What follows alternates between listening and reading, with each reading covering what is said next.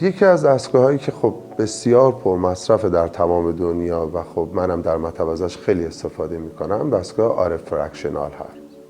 آر فرکشنال دو تا پروسه رو با هم همزمان کردن در آر فرکشنال ها.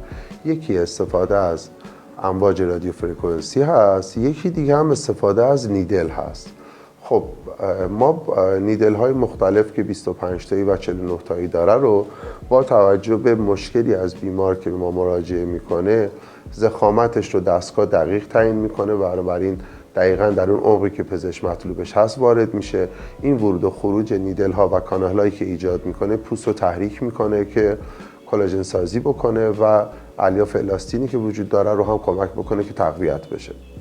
علاوه بر اون در عمق‌های مختلف امواج ما هم فرستاده میشه. پس دو تا کار همزمان رو انجام میدی که کمک میکنه به بهبود کیفیت پوست، به لیفت پوست کمک میکنه به کم شدن منافذ باز پوست از رادیو فرکانسی همزمان با نیدلینگ. در واقع همین آر فرکشنال ما خیلی کمک میگیریم برای درمان ریزش های موی آندروژنیک و نان آندروژنیک.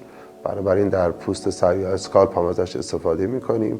کمک میکنه به پروسه درمان جای جوش، اسکارهای جراحی، اسکارهایی که به دنبال ابدومینوپلاستی یا هر نوع جراحی ایجاد شده. تاکید میکنم اینها کمک میکنن. در واقع ما یه پروسه درمانی داریم که یکی از این آیتم هایی در این پروسه هم میتونه آر فرکشنال باشه و به عنوان یه روتین پوستی حداقل سالی 4 جلسه از یه رنج سنی به بعد من اینو توصیه میکنم و فاصله زمانی موثرش هم بهتره 40 تا 45 روز باشه که ما نتیجه بهتری ازش بگیریم. یعنی فاصله زمانی زودترش نتیجه مثبتی که برامون به دنبال نمیاره، چه بسا این که دچار عوارضش هم بشیم.